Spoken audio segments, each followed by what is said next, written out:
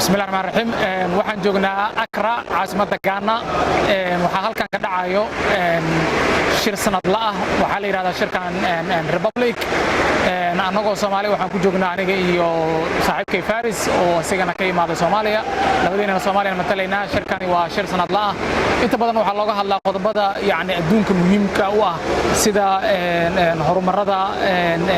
kala duwan gaar ahaan human rights ka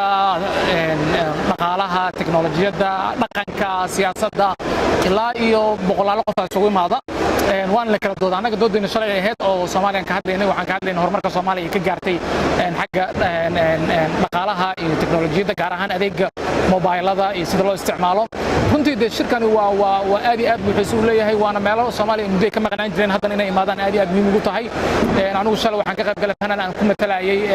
iRice Hub waxaan ka hadalnay horumarka laga soo bixi xagga dhaqaalaha sida Soomaaliya igu soo kabanayso dhaqaale xumada gaar ahaan mobile banking ka EVC-da EVC-du waa sala socotaan dhammaan Soomaalida meelo kala duwan isticmaalaan inta lacag ee dalka soo geliso doorka ay ku leedahay dhaqaalaha horumarintiisa iyo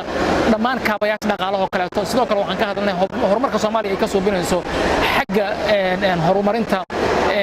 kaabayaasha dhaqaalaha sida haday noqoto jidadka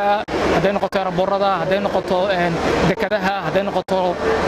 maxaan ku dhahayay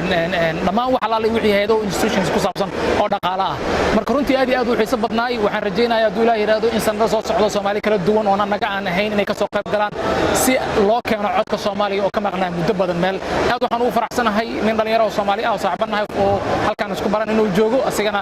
Soomaali ku matalayay marka ma sha Allah waxaan ka soo salaaminaa Ghana Accra